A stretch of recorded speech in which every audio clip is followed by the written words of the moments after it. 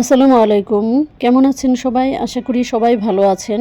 আজকে বানাবো ছোট বড় সবার প্রিয় পটেটো ওয়াজেস। এর জন্য প্রথমে আলুগুলো বড় বড় মোটা করে টুকরা করে লবণ পানিতে সিদ্ধ করে নেব। এই ফাঁকে বানিয়ে নিব আমরা মেয়োনিজ। মেয়োনিজ বানানোর জন্য একটা ডিম পোচ করে নিব, 2 কোয়া রসুন এবং একটা শুকনা মরিচ হালকা ভেজে নিব। এটা ব্লেন্ডারে দেওয়ার সময় একটু গোলমরিচ এবং গুঁড়া দুধ, একটু লবণ, এরপর দিয়ে নিবে 2 চামচ চিনি তোমাদের প্রয়োজন মতো, আর একটু সয়াবিন তেল আর একটু পানি। ব্লেন্ড করলেই হয়ে যাবে তোমাদের প্রিয় মেয়োনিজ। দেখাবো পটেটো ওয়াজেস তৈরির জন্য ব্যাটার মিক্সটা কিভাবে বানাতে হয়। নিয়ে নিব আটা অথবা ময়দা প্রয়োজন মতো।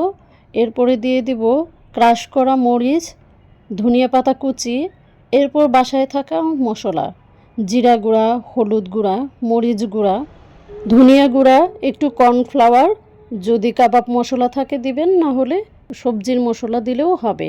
এরপরে ব্যাটারটা তৈরি করে নিলে সেখানে আলুটা দিয়ে দিতে হবে।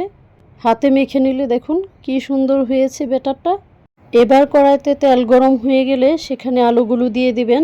মুচমুচে করে এপিট ওপিট সুন্দর করে ভেজে নেবেন। অবশ্যই লো আঁচে ভাজতে হবে, তা না হলে পুড়ে যেতে পারে।